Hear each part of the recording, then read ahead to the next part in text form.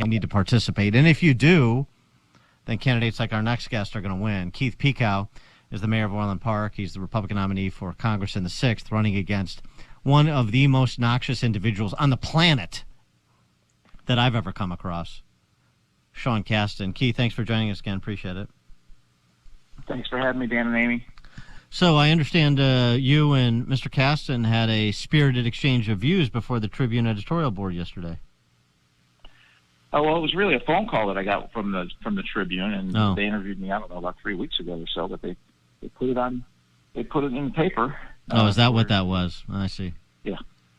Yep. So it was the typical, from what I read, it was the typical, you're a hate monger, and since you believe in, like our friend Tim in DeKalb, since you believe in an individual's rights to own a right to protect themselves, to own a weapon to protect themselves, then you must have a small penis, because that's the quality of the arguments you get from Sean Casten.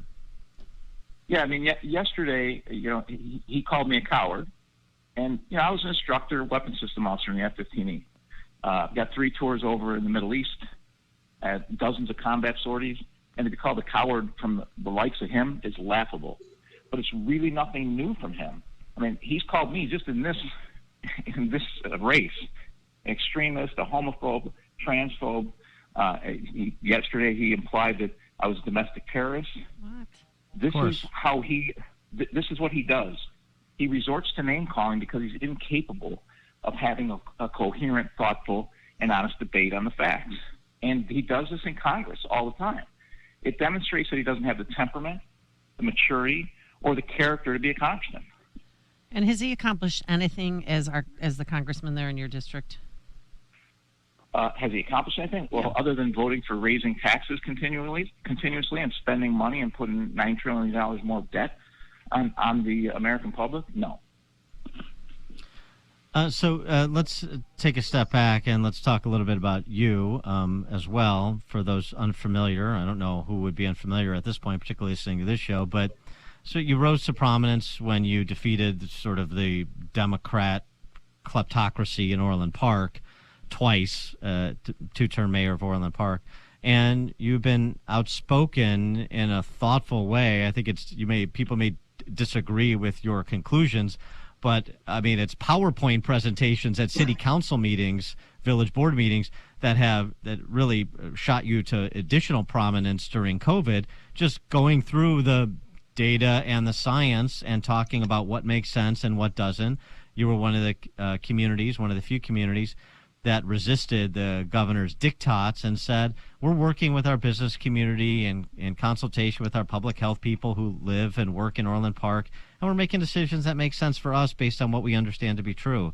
And the people rewarded you by reelecting you for that. Yeah, and at the end of the day, when you're sitting as a mayor or a congressman or anything else, our job is to get the information to the American public so they can make the best decisions for themselves. We do not need to lord over the American people. The American people are more than capable of making their own decisions. And it's our job to give them the information that they don't have. And that's what I felt was important then. I certainly wasn't going to take away a business's right to be open or a family's livelihood. I was going to let them make their decisions. And that worked very well. We obviously, even in hindsight, you look back and we had a lower case rate than the state or the county. And our businesses thrive. We still opened 600 businesses during my tenure, including the COVID years. And we're thriving now because of those decisions. And remind us how Governor Pritzker pushed back and like you were the evil one. You were the, anti-data and science. So I was anti-data and science according to him. And then also, if you look at now, we're all lying about the Safety Act. So that's the latest thing that we're pushing back on. So that's his response to everything is everybody's a liar. It's never to discuss things and debate things with facts and information to back your point.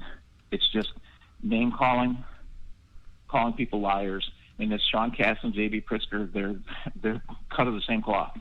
Well, and since you are a mayor and talking about Pritzker's purge law, I mean, you're obviously talking to your police chief, you're talking to local law enforcement, you're talking to other mayors about the impact this would have if you codify essentially what's already happening to a substantial degree in Cook County. into law, and it takes effect Jan 1, which it's scheduled to do. So what have those conversations been like? How did you come to the conclusions about the so-called Safety Act that you have been extolling? So talking to attorneys, talking to our police, talking to our village attorneys, talking to state's attorneys like Bob Berlin. This is the most dangerous law I've ever seen for citizens. It prioritizes criminals over citizens and over law enforcement, and it scares the hell out of me, to be honest. And I will be up at night thinking about it, whether I'm in when I'm in Congress, my wife's back here alone, or if I'm still mayor, I'll be thinking about it every night because I'll be having to deal with it.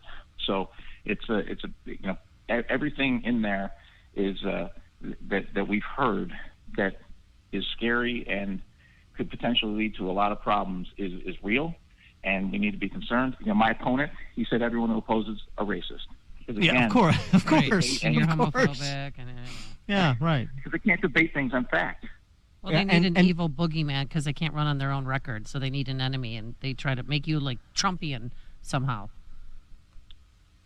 Well, and Governor Pritzker, we're all liars. We're lying about it. But then he comes out and says, but it needs to be changed. Well, which one is it? Yeah. Are we liars, or does it need to be changed? Uh-huh. And do you sense, I mean, so you're on the campaign trail, so it's always interesting, people that are actually out having to go into public events, going door to door, and you do that in a congressional race. So do you sense that on this issue, this Safety Act, do you sense that people are understanding the implications if this were to take effect? I think they are. I think a lot of people are starting to pay attention. It took a long time to get it into into the mainstream media where they're covering it. Frankly, they're still not really covering it here in the Chicagoland area. They started covering it nationally. They've ignored it. It's been here. It was passed almost 2 years ago. Right. So it's been sitting here waiting, but the press doesn't cover it, and they continue to give J.B. Pritzker a pass on it. And but at the door, people they talk about crime, they talk about Safety Act, and they talk about the economy and inflation. That's what you hear over and over and over again. With respect to Kasten, going back to what he said about you being a coward. So you served in the Air Force, as you were describing, in theater. Kasten, you're a coward, and Kasten is courageous, as I understand it, because he supports men dressing up as women to read stories to kids at libraries. Do I have that right? Apparently that's his position, and of course he does it all via Twitter and talking to reporters. He doesn't do any of this name calling and attacks face to face. I don't know. Is that courageous? And has he? Well, have you tried to debate him? Has he refused? What's the latest on that? No one would really host a debate. So, Really? and I'm assuming that's because he wouldn't do one. We reached out to a few different places, and at the end of the day, I think people are. It's very clear where Kasten and I sit. I'd be happy to debate him anytime, but so far there's been nothing. So frame the last 6 days here. Where, in your view, does the race stand?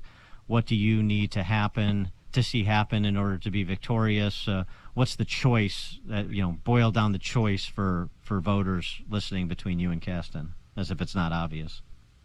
So the race is tight. I think we're winning, but it's all about people turning out. So the question you have to ask yourself is: you want someone who doesn't talk about any of the issues you care about. So he talks about drag queen bingo, who behaves in the manner that he does, and he does it that can't work with anyone in Congress, and who doesn't reflect your values. I mean, he's the furthest left member of Congress. That's the most simple way of putting it. More left than AOC, and that's a fact. Or do you want someone who has a proven track record on the economy, on inflation, on crime? We have the lowest crime we've had in 27 years, 8th safest small city in the U.S. In 2021. On inflation and crime, we've cut 14% out of our operating budget, $52 million of debt. Our property tax rate's 28%. I have a proven track record. So I think my experience as an Air Force instructor, weapons system officer, as a small businessman, and as a mayor makes me the right choice to serve people in Washington, D.C.